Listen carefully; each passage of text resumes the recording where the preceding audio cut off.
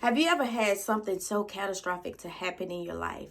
And that thing that happened to you literally changed the whole trajectory of your life. Like maybe moving to a different location, a different city, or maybe you even moved out of the country. It's possible. But it's nothing that you had time to think about. It's nothing that you pondered on, nothing that you even considered. It just literally changed your life. Like I've had a family member who, which was my brother, who lived in my hometown, and he had an incident where someone invaded his home. He got shot. um Even on his way to the hospital, they lost him, and it was just by the grace of God that he is still alive. But he had to move to a different city, to a different place, right? Nothing that he planned, nothing that he pondered on or thought about. However, here's the beautiful thing about God. Even hearing him talk about that situation, he said 3 months prior to that happening, there were a lot of warnings, and he knew that God was telling him some things that he needed to get together. He needed to straighten up. God, if you are a believer, God doesn't allow you just to be sifted or just to be caught off guard. He will send to you cautionary warnings, right? And but again, here's the situation. It still changes your life. And sometimes when your life is changed in an instant, you can't get a grip because you feel like you were not prepared for this, or maybe someone lost a loved one. No one's ever prepared to lose a loved one, no matter if it's a mother or father. It could be cousin, best friend. If you love someone, it is what it is. You're never prepared to lose a loved one because that's, you don't see them anymore, right?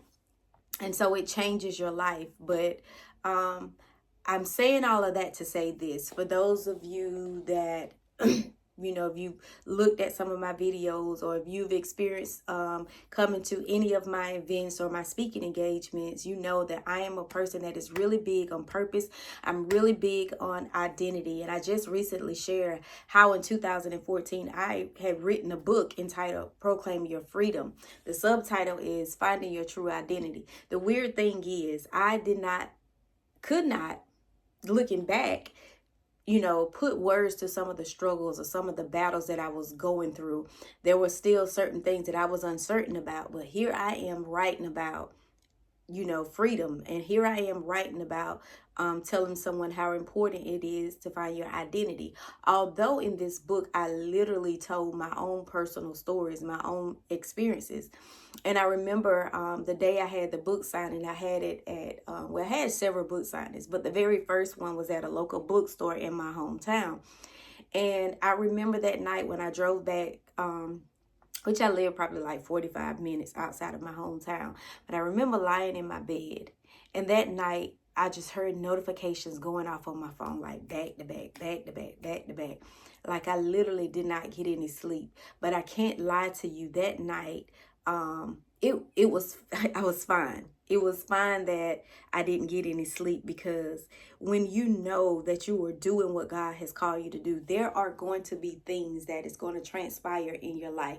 It does not mean that your life is going to be perfect. Even when God calls you to do something, he plants a vision inside of you long before it is filled, long before it is made manifest. So I couldn't necessarily put language or explain totally why I was writing about freedom, why I was writing about identity at that particular time, because that's what I was created to do. That was the call that was on my life. And of course, introducing Jesus, introducing God to others, to know that our purpose and our calling and our identity is all found in Christ. And so I just gave different events and just series of events of my own life that I was very, very open about. I was very, very vulnerable. And I remember that night again, those notifications going off, and even receiving text messages from women that literally, because it was a very short read, and they just expressed how they cried through the whole book, how it seems like it was their life. And I was just really, really, really moved. And it just take me back to a time where I wasn't as open, unless you knew me personally.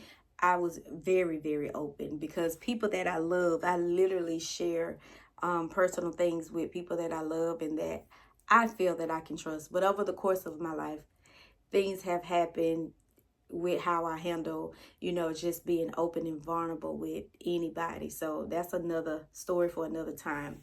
However, what it did help me to realize is some of the things that happen in our life, we may feel like it's unjust. We may feel like it's unfair. We may feel like why would God plant this vision in me? Why would God give to me this revelation? And everything that is trickling down in my life seems to be contrary to what God has shown me, right? It's different than the vision. It's different than the dream. It's different than the revelation. It's different than the prophecy. What is God really, really doing? The truth is, it has those catastrophic things.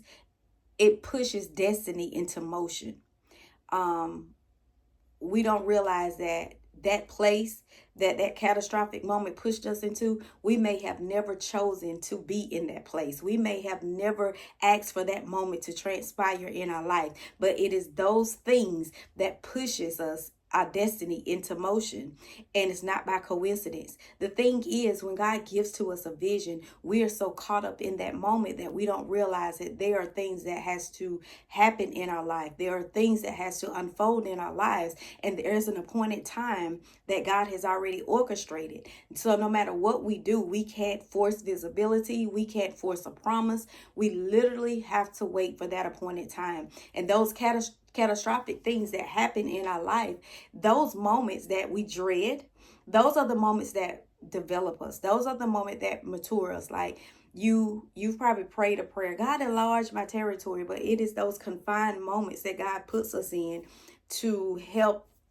produce humility, to help discipline us. And we don't realize it in those moments because we are so focused on the thing that is happening instead of focusing on the lesson that is taking place in our lives. I can say that now because I was that person that was just all over the place. And if I can be totally honest, even though now I have this wisdom and I know this, there are still some times that I'm confused. There are still some times that I am uncertain. And when I feel that way, the only difference is now is I take it to God. I want to share this with you because I wasn't even going to share it. I just had this experience yesterday. I was headed to the store, and as I'm walking to my car, I heard you are a gymnast. So I'm like, okay, God, because God has such a sense of humor. Because, baby, let me tell you, your girl is not a gymnast. Not in the way I was thinking. Like, I may be flexible, but not like a gymnast, right? But when I got in the car and I'm headed to the store, and I said, what is a gymnast in the spirit? A gymnast in the spirit is one that is flexible, one that is pliable, one that may fall down, but she doesn't really fall down. She doesn't stay down, and she doesn't allow circumstances. She doesn't allow situations that seem uncertain or conditions to keep her stuck. I may for a moment give my attention to it. But what I'm not going to do is stay in a place of pity. I'm not going to stay in a place of despair. And I am not going to, I'm not going to make it seem as if God is a liar, because we know that not to be true. God, he just has a way of doing things. And so now that I've grown and I've developed in my calling, that is what God is trying to get us to see. That when I give to you a vision, he may have given you a vision 20 years ago. This catastrophic thing that happened to you, it may have been 20 years ago. But now things are beginning to unfold, and you can look back and you understand why you had to go through so many things. For me, even having a child, giving birth to my child, and me just looking at the face of both my son and my daughter, in that moment, something shifted in me. And I can honestly say that that's the thing that allowed me to mature. So there are so many things that is going to take place in your life. If you look back, God has been speaking. If you look back, God has been doing something in your life.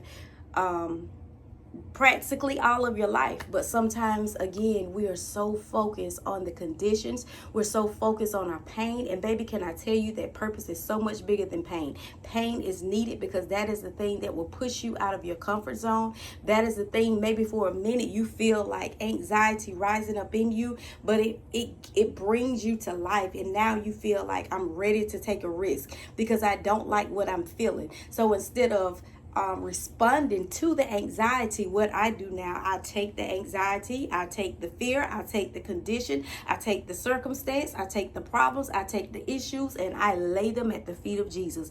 And that's what makes me a gymnast, because it says that, you know what, I'm going to stick to God's plan and not my own. I'm going to stick to God's plan and not my own understanding. I'm going to stick to God's plan and not what seems logical, not what makes sense to me, because I didn't create me.